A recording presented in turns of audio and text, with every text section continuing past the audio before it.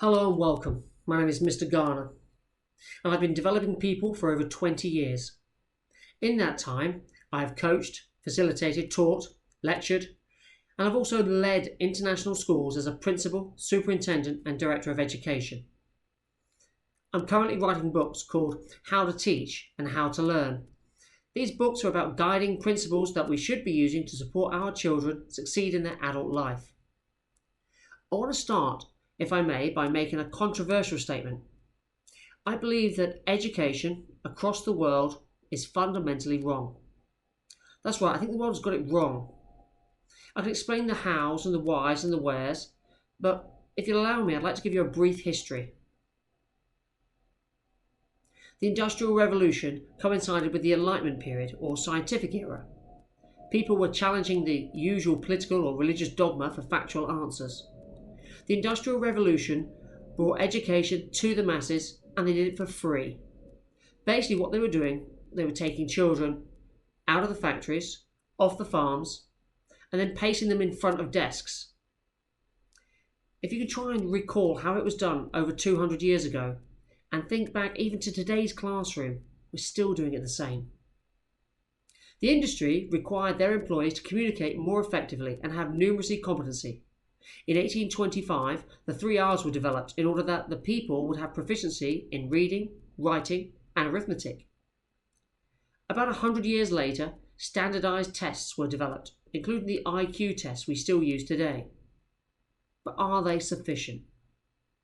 Albert Einstein said that if we assess a fish on his ability to climb a tree, then he will live his life believing he is stupid.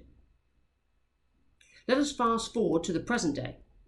What's the purpose of education but to prepare our children to succeed in their adult life? If we look back at our own education, how relevant was it to our own success? Just think about that for a moment.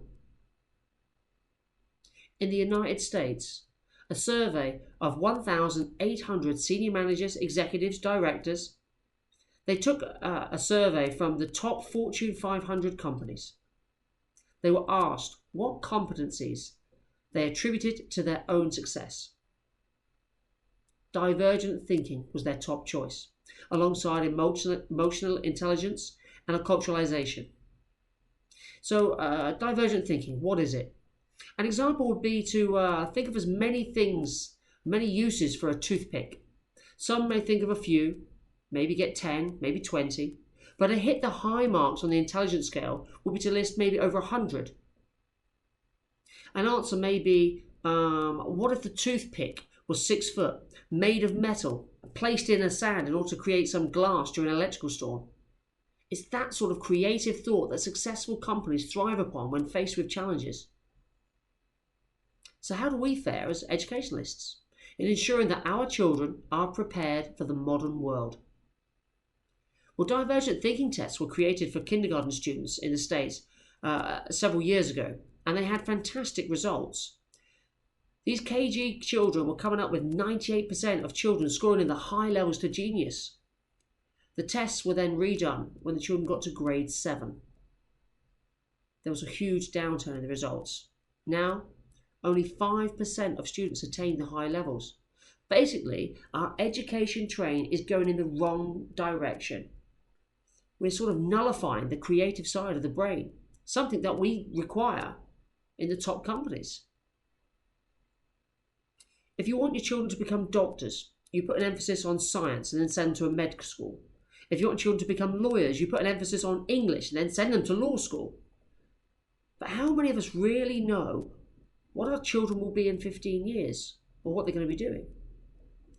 In fact, if we go back 15 years, let's go back in time, 15 years, 20 years ago.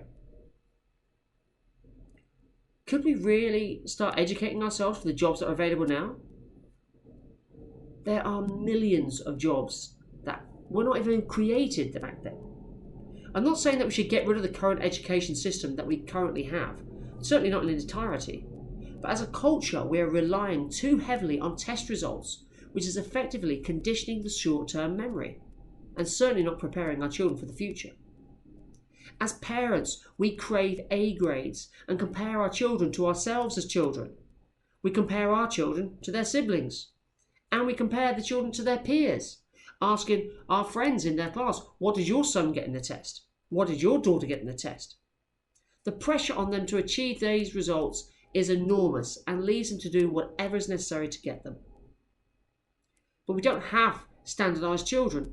We recognize that they grow and develop in a variety of ways, yet still we insist on the one-size-fits-all education system that only evaluates academics. Yes, of course there's value in academics, but the importance of this is not as great as it once was. I would like to ask the question, those of you that work for companies, or quite possibly you may have decided to undertake your own studies, how many of you have undertaken professional development?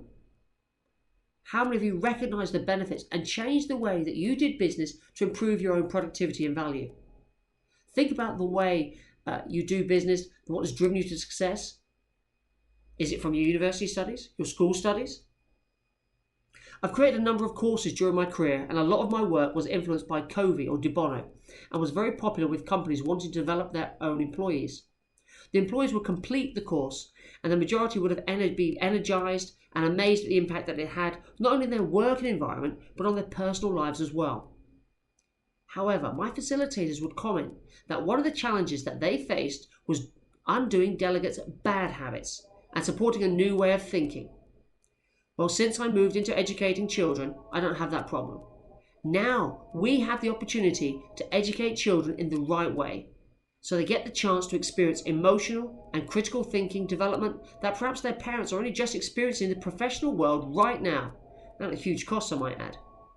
It's more important to get children to understand the process of learning, understand how they can develop their emotional intelligence, as this governs their decision making. Finally, if we are to listen to the successful people from the top Fortune 500 companies, we need our children to develop empathy and be more aware culturally. Thank you.